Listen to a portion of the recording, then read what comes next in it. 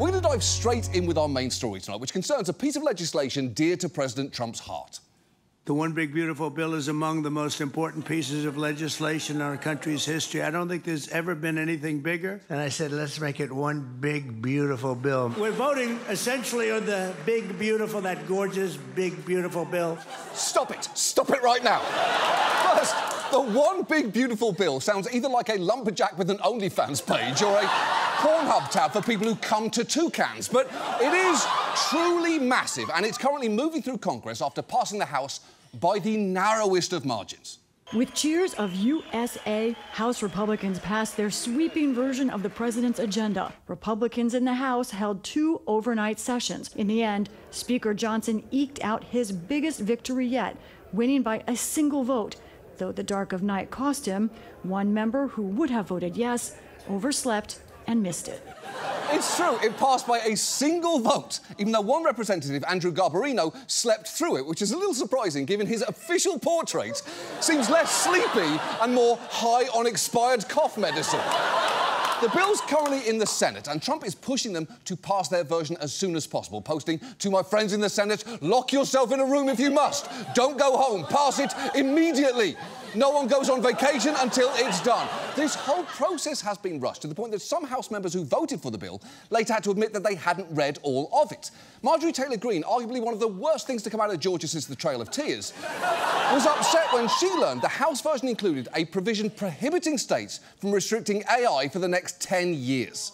This past week, I have come out in full transparency and said, when I voted for the One Big Beautiful Bill, I didn't know about this clause. Yeah, that's not great, although, to be fair, who among us hasn't approved things that we haven't read properly? It's why none of you noticed Apple's new terms and conditions technically give them rights to your firstborn child. It is true, Tim Cook is pulling a Rumpelstiltskin right now, and he's coming for them as soon as they can hold a tiny little screwdriver. But a lot of people don't know what's in this bill. About 2/3 of the public say they've heard little or nothing about it, but when they do, they don't like it. As polls show, those who've heard a great deal or good amount about it oppose it by a roughly 2-to-1 margin. Even some Senate Republicans will admit that not all their colleagues are thrilled about the bill's contents. We could spend 4 weeks, we could spend 4 years. And when we're done, not every Republican senator is going to want a French kiss this final product. It's just not going to happen. That is such a weird way to phrase that. Why would you force us all to imagine lawmakers tonguing a stack of paper? But as regular viewers know, Kennedy loves gratuitous sex talk, from inserting the phrase, "I like omelettes better than sex," into a discussion about, and this is true, USAID cuts, to this memorable moment. I can't wait to have your cock in my mouth. It's always good. And it is important to remember that in the records of Congress, there is an answer to the question, what if Foghorn Leghorn was a power bottom? And look, as of taping, the bill still needs to clear the Senate and then go back to the House, and things are still coming in and out of it. But the broad contours are clear. It is a massive redistribution of wealth upward, accompanied by gigantic cuts to critical programmes for the most vulnerable. So given that, tonight, let's talk about the One Big Beautiful Bill, what it contains and what it will actually do. And let's start with the fact, when Trump talks about this bill, the main thing he emphasises is that it will extend the tax cuts Republicans passed in 2017 and add some more, which he claims will be good for everyone. The White House recently said it'll deliver a blue-collar boom, all caps, which sounds like a new special at IHOP tied to the Smurfs movie that'll make you immediately shit yourself. But that is more than a little misleading, because while the bill does contain tax cuts for basically everyone, their benefits are massively concentrated among the wealthiest Americans. In fact, 60% of the tax cuts would go to the top 20% of households. And you should know, just about every independent analysis agrees this bill would add trillions to the national debt. And to the extent the bill's tax cuts are going to be paid for at all, it'll be through slashing programmes that benefit the poor. And I want to talk about 2 key areas they're targeting: healthcare and food assistance. When it comes to healthcare, there are lots of cuts, both big and small. For instance, the bill fails to extend tax credits for healthcare premiums under the ACA, while adding burdensome paperwork that would make it hard for people to remain on the plans they already have. And I know that might not sound like much to you, but it's estimated those tweaks alone will lead to 4.2 million people becoming uninsured, which makes them pretty consequential tweaks. It'd be like changing RuPaul's Drag Race to Rand Paul's Drag Race. You can call it just a tweak, but it's about to make everything way worse. But the big target here is Medicaid, the public insurance programme providing health coverage to, among others, people with low incomes and disabilities. Though, this bill's defenders will insist Medicaid is safe. I'm going to say this very clearly. Our legislation preserves Medicaid, strengthens Medicaid for the people who actually need it and deserve it. Look, we're going to do everything we can to strengthen Medicaid, to preserve it for those who need it the most. Medicare, Medicaid, none of that stuff is going to be touched. Nothing. You don't have to. OK, but there's a few problems there, starting with the fact following through on a promise not to touch something has never exactly been one of Trump's strong suits. Also, the math just doesn't support those claims.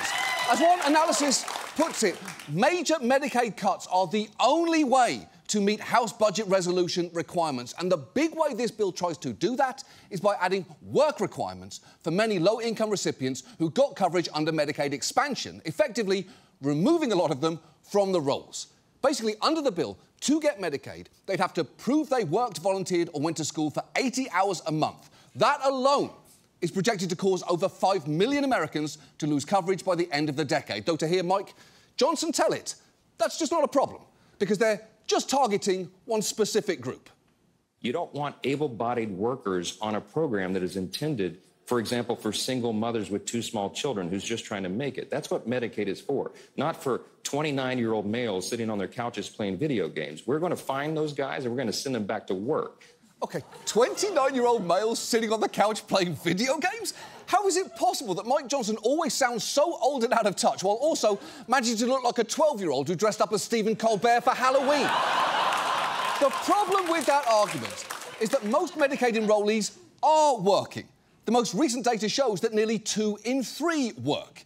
And most of the rest have a disability, are caring for family members, or are attending school. And yet, Republicans won't stop painting lurid scenarios of Medicaid freeloaders. For instance, here's the current head of Medicare and Medicaid Services, who, remember, is inexplicably Dr. Oz, unloading the single weirdest hypothetical you will ever hear in your life. Here's the metaphor. You get home at night with Lou, and there's someone sitting on your couch in the basement. You don't know them. But they have health insurance that you're paying for. And you say, listen, to keep his health insurance, I want you to apply for a job. You don't have to work. Just apply for a job, go get an education, volunteer somewhere, be involved in the community, or take care of one of the kids in the family, help out a little bit. If they say no, you say, well, I'm taking your insurance away. That's not an unreasonable deal to make. OK, let's just pause together for a moment and unpack what he just described. In that scenario, you get home at night to find a complete stranger sitting on your couch in your basement. Naturally, the first thing they say is, hi, I have health insurance that you're paying for. But instead of screaming and immediately calling 911, you calmly say, OK, person I've never seen before, I'll let you keep the health insurance I just found out I'm paying for without asking who you are or how you got into my house. My one and only requirement is that you apply for a job. You can use my Wi-Fi, as apparently you live in my basement now, and that's a reality I've quickly accepted. Or you can go get an education or volunteer or take care of one of my kids. Naturally, I trust you, a complete stranger, unexpectedly in my home with the lives of my children. And then this individual says, no, that doesn't seem reasonable to me. So you say, OK, well, you leave me with no other option. I'm going to have to take your insurance away. Obviously, you can still live in my house. That goes without saying, your family now. But you'll have to find a way to pay for your own health insurance. That's not an unreasonable deal to make. But honestly, the weirdness of that scenario is actually preferable to what it sounds like when Dr. Oz gives you a glimpse into what he really thinks work requirements are for. I have confidence in the American people. You give people a chance to work, and we know we have twice as many jobs as there are people looking for them. Go out there, do the entry-level jobs, get into the workforce, prove that you matter, get agency into your own life. It's a much more enjoyable experience if you're going through life thinking that you control your destiny, and you'll get better insurance at the same time. Hold on. Prove that you matter? So a person only means something if they work. That is not true at all. In fact, if ever there were proof that you can work for decades while adding exactly zero value to society, it is Dr. Oz himself, who, as we've mentioned before, once did an episode of his show where he asked Cameron Diaz this. Does this ever happen to you? Luckily, no, I'm not a girl that gets constipated. That is the perfect facial response to that. That was on daytime television. That played in restaurants and waiting rooms. And as if work requirements weren't bad enough, Many are worried that federal cuts to Medicaid will mean that states are likely to cut things like home and community-based supports, which will have huge consequences for those who rely on those services to literally keep them alive, as they have been trying to make people understand. 20% of Erie County residents receive Medicaid services, including more than 100,000 children. But that funding is now in jeopardy. Advocates for people with disabilities say cuts to Medicaid could mean cuts to home health care, services that literally enable some residents to get out of bed each day. I really truly believe that without Medicaid, without my direct care workers, my personal care assistants, I would be dead.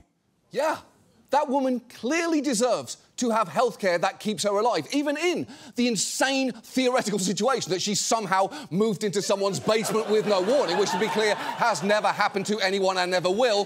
That would still be the case.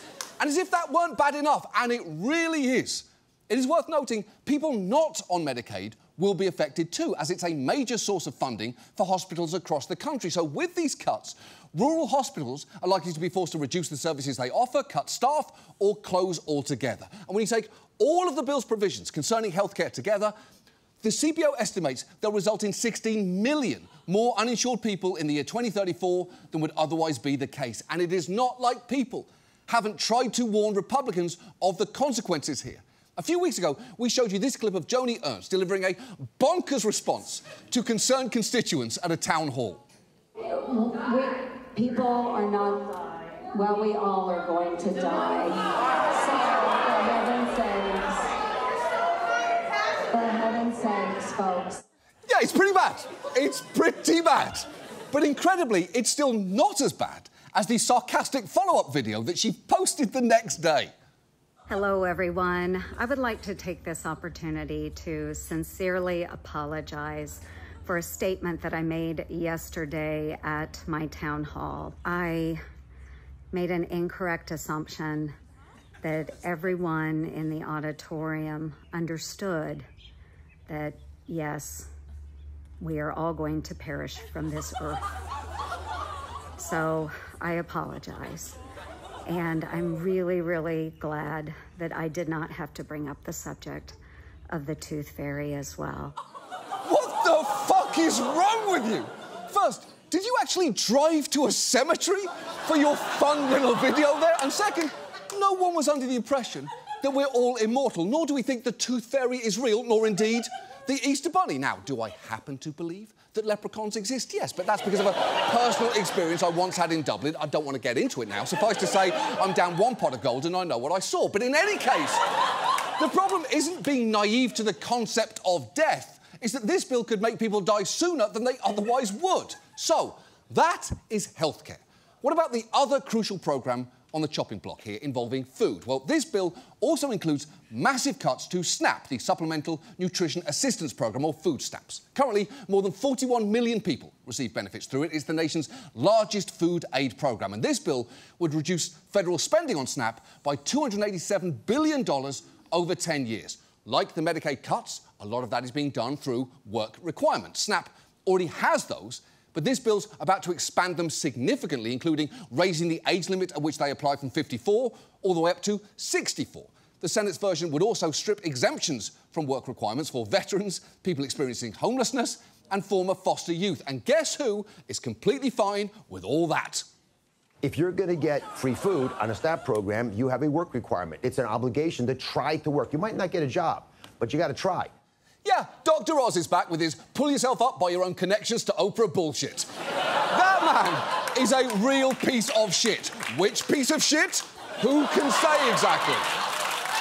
One estimate found more than 5 million people would be at risk of losing at least some of their food assistance. And on top of that, for the first time, the bill would require states to pay for a portion of SNAP benefits and cover more administrative costs. In fact, the CBO estimated that in a 10-year period, this would shift about $121 billion in costs to state governments, which has a lot of people worried because states may not be able to afford that, and those added costs could force them to shrink SNAP eligibility or even leave the programme altogether. And it is not like food banks can easily pick up the slack here, as the head of one in Iowa will tell you. SNAP is the most effective tool that we have to fight hunger in the United States. Riverbend Food Bank President Chris Ford says for every meal his food bank provides, SNAP gives out 9 meals. We would not be able to meet the needs of all those individuals. It would be unprecedented times for food banks. Yeah, it's not great to hear the phrase unprecedented times for food banks, given they just survived a global pandemic. In the same way that I'd be nervous to hear that it's going to be an unprecedented year for Katy Perry. What more can possibly happen to her? She went to space and fumbled this historic baddie. Orlando, I need you to contact me urgently. One of my writers is single and is pointing a loaded gun at me as I read this to you. And at this point, it is worth pausing to explain what's really going on here with both Medicaid and SNAP. Because even if you're thinking, well, maybe work requirements are needed and limits should be put on who gets these benefits, there are some important things you should know. First, study after study has shown work requirements do not increase work. What they do cause is large drops in programme participation, including, crucially, a lot of people who are actually still eligible to receive help. And the reason for that is something called administrative burdens. Basically, all the obstacles between someone and a programme they're qualified to receive, from paperwork to interviews to regular check-ins and recertification, which can wind up kicking them off. This happens much more than you'd think. One survey of people who were eligible for but not participating in SNAP found that 40% were deterred by the paperwork involved, and another 37% noted that the application was too time-consuming given their family and work responsibilities. And SNAP's administrative burdens have meant that even those who do keep trying can still wind up going without, as this couple with 5 children learned during the pandemic. For a family of 7 to qualify, their income needs to be under $52,000. What's your best estimate of your yearly income now? It's like 20,000 or under. For the two of you, that's combined. That's combined. That's combined. You've applied for the SNAP program. We've been denied several times. It said that I need to turn in verifications of end of employment for jobs that Barry hasn't had in years. Company doesn't even exist anymore. Has it been hard to get people on the phone? Yes, yes. Yeah, no shit. I have no idea how I'd get the last company I worked for on the phone either, especially as that company was AT&T. I guess my best bet for contacting them would probably be to whisper my complaint into a bottle and throw it into the Hudson River. I can't see any other way. So basically, this bill is taking all that bureaucratic bullshit and somehow making it even worse. And Republicans will insist these new work requirements will work and that no one truly deserving will be left behind. But we know that is not true. And maybe the best way to show this is to look at Georgia and a state programme called Pathways to Coverage. It's a programme that rolled out there a few years ago, and Republicans apparently use it as a possible template for restructuring Medicaid. Pathways offers health insurance with work requirements, and it launched with testimonials from people like this man who owns an auto repair shop. Became a member of Pathways in the last year. Pathways is a great program that offers insurance to low-income and working professionals such as myself, but I highly recommend it because, again, it offers that avenue to you for you to have health insurance where you otherwise would not. Now, on its face, that sounds good, a working man getting health insurance. Dr. Oz would call him someone who matters. Mike Johnson would call him not 29 and playing Halo, so both would presumably think he's a good candidate for health insurance. It's no wonder he became the de facto face of the programme. Unfortunately, it quickly became clear Pathways had significant problems, particularly regarding how its work requirement was getting administered. People 50 and older had an especially hard time proving they met the requirements, which forced them to provide paperwork verifying their work status every single month. That can be hard, especially if you're not computer savvy or don't have reliable internet. There were stories like the man who had to spend more than an hour every month uploading employment documents to reconfirm his eligibility, often using the free Wi-Fi at his public library. And this director of a clinic for low-income patients reported that none of her patients had enrolled, and she wasn't surprised. The qualifications are just too steep. You know, I have patients that I have to put A on the pill bottles if they take them in the morning, and P on the pill bottles if they take them at night. And you expect these people to be able to upload documents and renew their health insurance monthly? It's not going to work. She's right. benevolent Anna Wintour is right, because just think about it, no matter who you are, uploading documents can be challenging. Have you ever tried to upload new patient forms to a doctor's online portal? It is a nightmare. You click the upload button and select the PDF of your form, but then the site says something like, PDF files not accepted, please upload .gulp files, except you've never heard of gulp files before, so you Google, how do you convert PDF to gulp, and the results say that you need an app called Gulp Transformer that costs $9.99, and so you go back and search free PDF to gulp converter, and finally find a site that says you can do it with Adobe Acrobat, but first you have to convert the PDF to a MOOCs file, and then convert the MOOCs to a gulp, and at that point you just throw your fucking computer out the window. Even people savvy enough to navigate Georgia's system found it hard. One single mother wasn't able to enrol because she said the portal crashed each of the 3 times she tried to apply, and after calling the customer service line, she bounced around from one robot voice to another before ultimately giving up. Even that repair shop owner had his benefits cancelled twice due to bureaucratic red tape. He described one of those times saying, my head exploded, I didn't get a text or an email, I did what I was supposed to do, but that wasn't good enough. Which is a pretty startling U-turn from the face of pathways to coverage. It'd be like Jane Goodall suddenly saying, you know what, fuck chimpanzees. They're stupid, hairy arseholes, and if I could strangle everyone until they went extinct, I would. Jesus Christ, Jane, what happened? And this administrative clusterfuck wasn't cheap either. By the end of last year, the Pathways programme cost federal and state taxpayers more than $86 million, 3/4 of which had gone to consultants.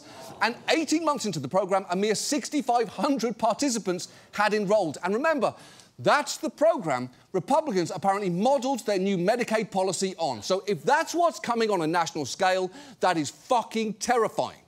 As one source put it to us, the term people use is work requirements, but that's a misnomer. You should really think of it as a paperwork requirement. And look, I would say that eligible people losing coverage is an unintended consequence, but I think it's the whole point here, because the vast majority of cost savings that you're getting from instituting something like a work requirement don't come from kicking people off Medicaid and SNAP who don't qualify. They come from kicking off people who do, but who now can't get it because of the burdens you've just put in place. It's death by 1,000 cuts. And the true hypocrisy is, it is not like Republicans aren't up in arms about administrative burdens in other contexts, because when it comes to regulations on businesses, they just never shut the fuck up about it. I was tired of hearing small businesses say we can hardly make it because of the stack of paper we have to fill out. Every hour spent on paperwork is an hour not spent on growing their business. This paperwork and red tape will bury workers and businesses trying to make a living. Small businesses continuously list Washington red tape and regulation as a top issue, keeping them from growing and, in too many cases, simply surviving. You know, it is pretty striking how horrified Joni Ernst sounds at the idea of businesses struggling to survive. But when it comes to vulnerable human beings, all of a sudden she's like, you know what, grow up, death happens. Worms will eventually eat everything you love. Someday a real rain's going to wash the scum from these streets. Ernst 2026, we're all going to die. And look, I get that red tape can be a problem for businesses, but this is medicine for the sick and food for the hungry. The stakes are just higher. And the burdens this bill is about to impose won't just be kicking 29-year-old gamers and Dr. Oz's imaginary basement squatters off the rolls. They can impact single moms, working people, and those who fear that they would be dead without assistance. Right now, Republicans are trying to rush this bill through because they know how toxic it is. It may have even passed the Senate by the time you are watching this. And while I know there is a lot going on right now, it is worth paying attention to this bill, because if it becomes law, we're going to be looking back on it decades from now, the same way we look back at all the destructive shit that Reagan did. And when that happens, Republicans cannot say they didn't know what was in it or what it would do. Everyone who votes for this should be held accountable, or, to put it in terms that John Kennedy can understand, if you're going to vote for this bill, you better French kiss it. Hell, you might as well put its whole cock in your mouth, because you're going to be married to it for the rest of your fucking life.